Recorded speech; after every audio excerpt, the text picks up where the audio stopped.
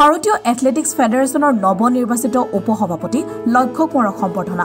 আমাৰ খেলপথাৰখনৰ লগতে সমগ্ৰ বিশ্বত আমাৰ খেলৰ ক্ৰীড়াখনক যুৱ সংঘৰ উদ্যোগত কৰি জানবাকী ৰাইজৰ উদ্যোগত যিটো সম্বৰ্ধনা জনাব লৈছে সম্বৰ্ধনা দি প্ৰদান কৰিছে। মাৰ্ঘেৰিটা মহকুমাৰ অন্তৰ্গত বুঢ়ীদিহিং মৌজাৰ বৰডুমচা কৰিয়াজান এম ই স্কুলৰ প্ৰাংগণত সোণোৱাল স্পট ক্লাব, কৰিয়াজান দিব্যজ্যোতি যুৱ সংঘ আৰু স্থানীয় ৰাইজৰ উদ্যোগত ভাৰতীয় এথলেটিক্স ফেডাৰেশ্যনৰ উপসভাপতি তথা অসম অলিম্পিক সন্থাৰ সাধাৰণ সম্পাদক লক্ষ্য কোঁৱৰদেৱক এক সম্বৰ্ধনা জনোৱা হয়। অসম গৌৰৱ ভাৰতীয় এথলেটিক্স ফেডাৰেশ্যনৰ উপসভাপতি লক্ষ্য কোঁৱৰদেৱে প্ৰথম অসমীয়া হিচাপে নিৰ্বাচিত হোৱাত মাৰ্ঘেৰিটাবাসীয়ে গৌৰৱ কৰাৰ উপৰিও আজি সম্বৰ্ধনা অনুষ্ঠানত গায়ন বায়নে আদৰণি জনায়।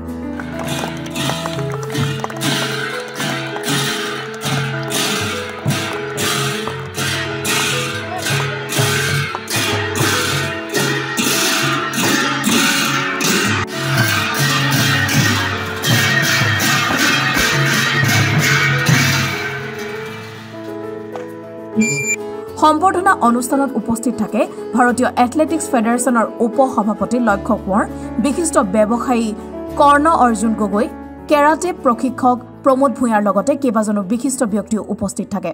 আৰু কৰিয়াজান দিব্যজ্যোতি যুৱ সংঘৰ উদ্যোগত কৰিয়াজানবাসী ৰাইজৰ সহযোগত আমি সৰ্বভাৰতীয় পৰ্যায়ত আজি যি ভাৰতীয় এথলেটিক্স ফেডাৰেশ্যনত উপসভাপতি হিচাপে নিৰ্বাচিত হোৱা লক্ষ্য কোঁৱৰদেৱক আমি সম্বৰ্ধনা জনাবৰ বাবে আজি আমাৰ মাজলৈ অৰ্থাৎ আমাৰ কৰিয়াজানবাসী ৰাইজৰ মাজলৈ তেওঁক নিমন্ত্ৰণ জনাইছিলোঁ আৰু সেইমতে আমাৰ মাজত উপস্থিত হ'লহি। তাৰ বাবে আমি অশেষ ধন্যবাদ জ্ঞাপন কৰিছোঁ।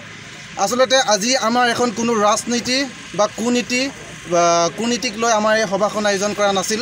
এইখন মাত্ৰ আমাৰ ক্ৰীড়া জগতৰ উন্নতিৰ হকে আমি আজি এই সভাখন আয়োজন কৰিছিলোঁ। সেইমতে আমাৰ কাৰ্যসূচীখন হৈ গ'ল আৰু এই ক্ষেত্ৰত যথেষ্ট সহযোগিতা প্ৰদান কৰিছে আমাৰ মহিলা আই মাতৃ গোটসকলে, লগতে আমাৰ যিসকল খেলুৱৈ প্ৰিয় যুৱক যুৱতী আছে তেওঁলোকে সহায় কৰিছে, লগতে আমাৰ যি কাষতে থকা এম ই স্কুলৰ শিক্ষাৰ্থীসকলে সহায় কৰিছে, লগতে আমাৰ মাজত উপস্থিত থকা বিভিন্ন অনুচকলে এই কাৰ্যসূচীত গ্ৰহণ কৰি আমাৰ সভাখন সুন্দৰৰূপে পৰিচালনা হোৱাত সহায় কৰিলে। তাৰ বাবে তেওঁলোকক দিব্যজ্যোতি যুৱ সংঘৰ লগতে মই এজন এই কৰিয়াজানবাসী ৰাইজৰ যুৱক হিচাপে অশেষ ধন্যবাদ জ্ঞাপন কৰিছোঁ।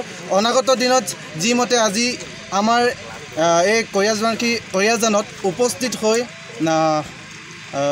যি লক্ষ্য কোঁৱৰদেৱে আমাক ক্ৰীড়াৰ জগতখন কিদৰে উন্নতি কৰিব পাৰোঁ তাক লৈ যি মন্তব্য দিলে, সেইমতে আমাৰ কৰিয়াজান গাঁওখন সেইমতে উন্নতি হওক তাৰে আশাবাদী। মাৰ্ঘেৰিটাৰ পৰা অৰুণ ভূঞাৰ ৰিপৰ্ট, অসম টুডে।